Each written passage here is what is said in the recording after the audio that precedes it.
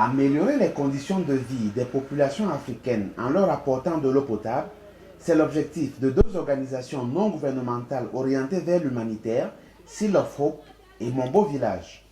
Grâce à cette machine, l'hydrovolt, toute eau, quelle que soit sa source, rivière, lac, marécage, eau de mer, eau d'inondation, peut être traitée, purifiée et consommée en quelques minutes. Pour l'ONG Seal of Hope, basée aux États-Unis, la diaspora africaine a le devoir de prendre une part active dans la lutte contre les souffrances sur le continent.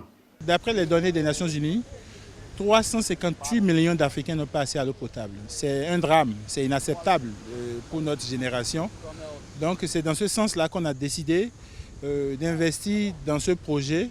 Et cette première machine est complètement à but humanitaire et pour sensibiliser la population et les autorités à se dire que l'eau potable, c'est possible pour tous. C'est ça notre opération. L'eau potable pour tous est encore possible aujourd'hui.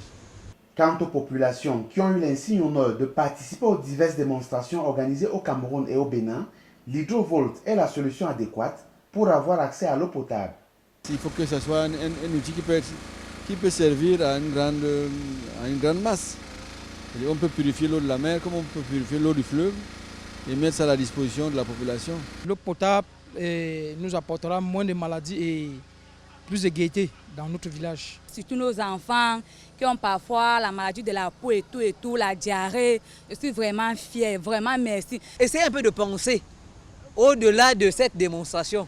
Comment on peut arriver à faire en sorte que pendant que les autres prennent les fusées pour aller à la Lune et que ça arrive au niveau des villages. L'hydrovolt est la combinaison de deux appareils en un. Il peut servir de groupe électrogène avec une puissance de 4,5 kWh. Il est aussi purificateur d'eau. Sa capacité est de 10 litres d'eau pure par minute et peut produire plus de 50 000 litres d'eau potable par jour. Au Cameroun, les premiers tests ont été effectués avec les eaux du Vouri et du Nyon à Douala et Mbalmayo, ainsi qu'à Kribi pour l'eau de mer.